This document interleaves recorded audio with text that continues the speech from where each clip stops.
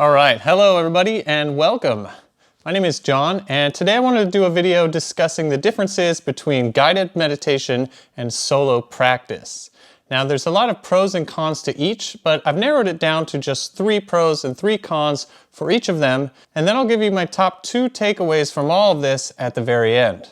All right, so let's jump right in. Okay, so first I want to talk about the biggest benefits that I see to doing a guided meditation practice. So first, a guided meditation is really great for developing your skills and building your confidence in the practice. It's really easy to fit this into your schedule because you know that that recording only lasts 12 minutes or 8 minutes or 25 minutes, whatever it is.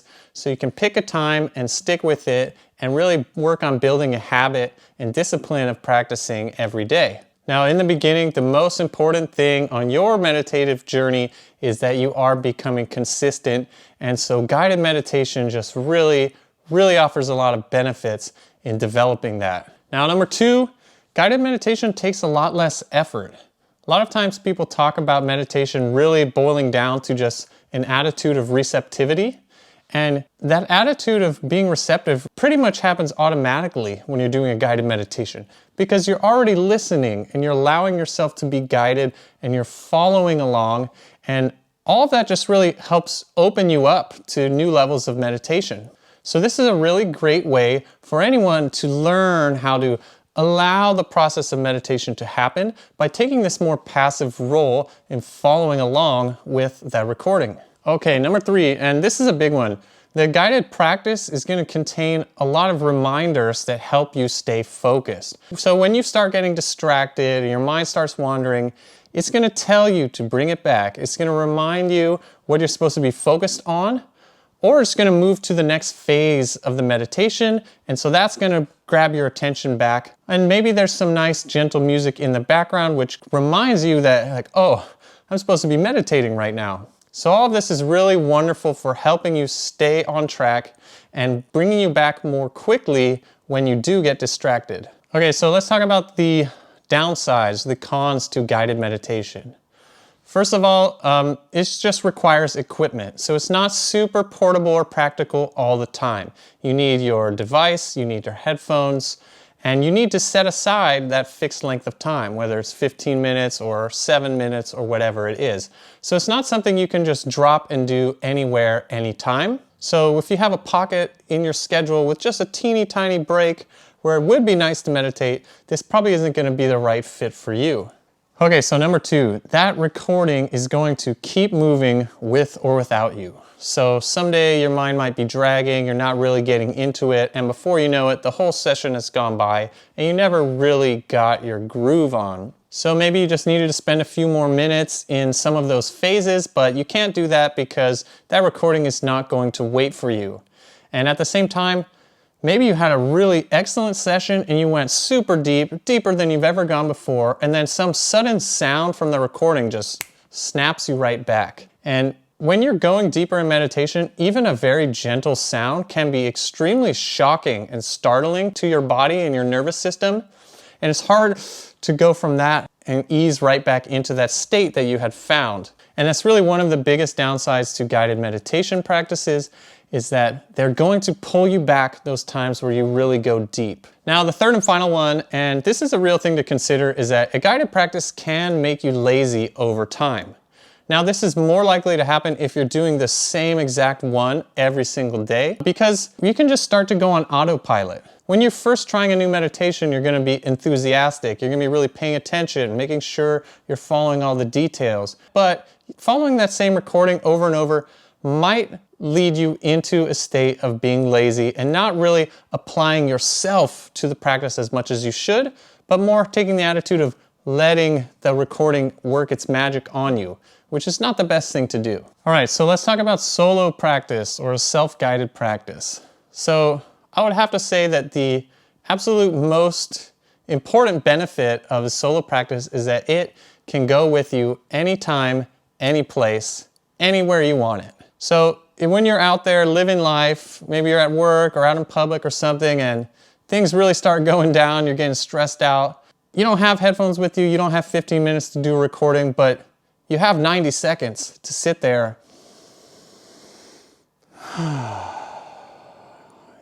and just really create some positive movement in the way that you're feeling and in the way that you're thinking about things. So once you have developed that skill of guiding yourself, you can plug this into these various moments of your life, and that's really the power to change your life. So I have to say that's one of the biggest and most obvious benefits to doing a self-guided practice. All right, the second big benefit to solo practice is that it adapts to you perfectly every single day.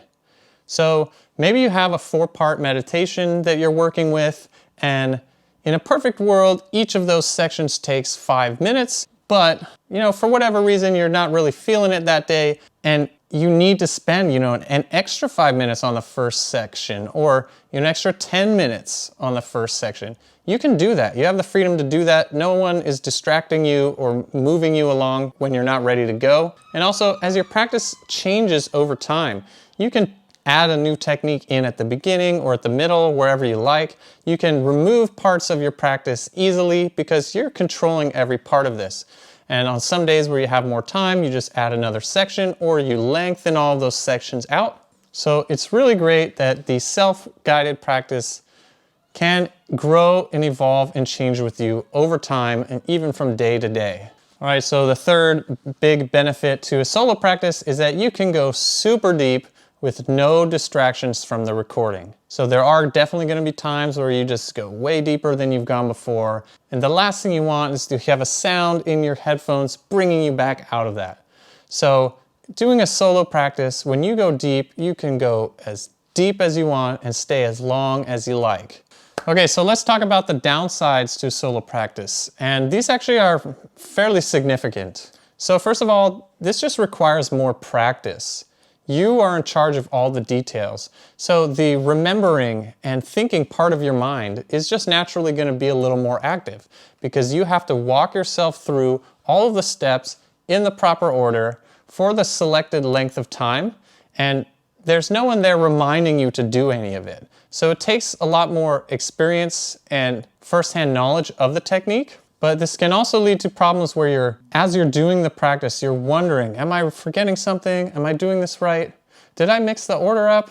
And so it can really create some tensions within you as you're learning to become more familiar with this process. Now, of course, over time, you will become very knowledgeable about whatever practice you're working with. And so this will start to disappear a little bit, but it's still going to be there much more so than in a guided practice. All right, so number 2, and this is a big one.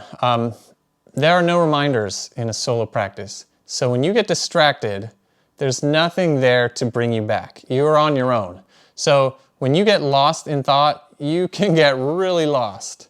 Sometimes doing a solo practice, you might just get lost in thought, and it could be 10 or 15 minutes before you even, I'm supposed to be meditating. You might not know that you're lost for a long time. So sometimes you can really waste a lot of time because there's nothing there to remind you what to focus on. You are completely on your own. So the third downside to solo practice is something that's really relevant to a lot of people and has been very relevant for myself. And it's just that this is especially difficult to do when you're low on energy or you're already distracted.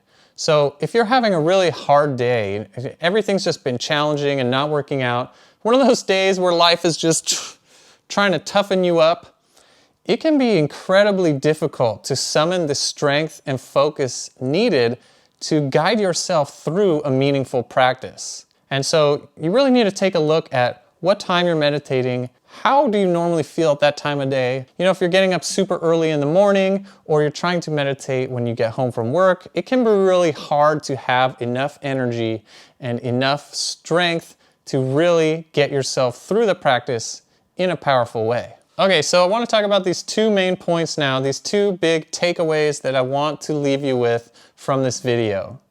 So first is just that the most important thing for anyone is establishing that daily habit, building a routine of meditation until it becomes a lifestyle. So not only just getting to the point that you're doing it every day, but getting to the point that you're really looking forward to doing it again. My best advice to you would be to start with guided practices, find one you like, do it every day, and just keep doing that until you get to the point where it feels like that practice just isn't quite long enough anymore. Like you're able to get through the whole thing and you still want more. And that would be a great time to begin your journey into a self-guided practice. And what I would really recommend is that you do your guided practice, and when it ends, you just stay there.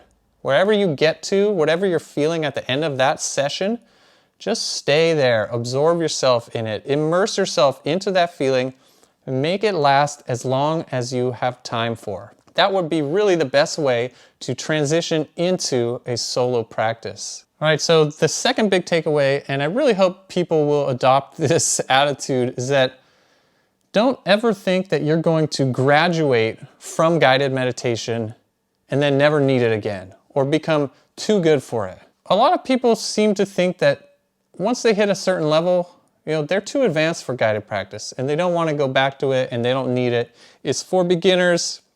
That's really not the case. Even if you have been a rock solid, incredible, self-guided meditator for a long time, you might find yourself in a rut one day, or 1 week, or 1 month. Or you might go through a period of low energy, or emotional turbulence, or whatever it is, where your practice is suffering. If you're doing a solo practice and you notice that your quality has been dipping consistently, for a few days or a week or more, just remember that the guided meditations are there and it's a really wonderful, incredible, and powerful tool for you. The fact that you're not able to guide yourself effectively on a certain day or for a certain period, it doesn't make you a failure. The only real failure, in my opinion, is in refusing to use the tools that could really help you get through that rough patch. So guided meditations work, and they're very effective and very wonderful and helpful. And that's always going to be true, even if you felt like you haven't needed them for many years. It's still there, so don't forget about it.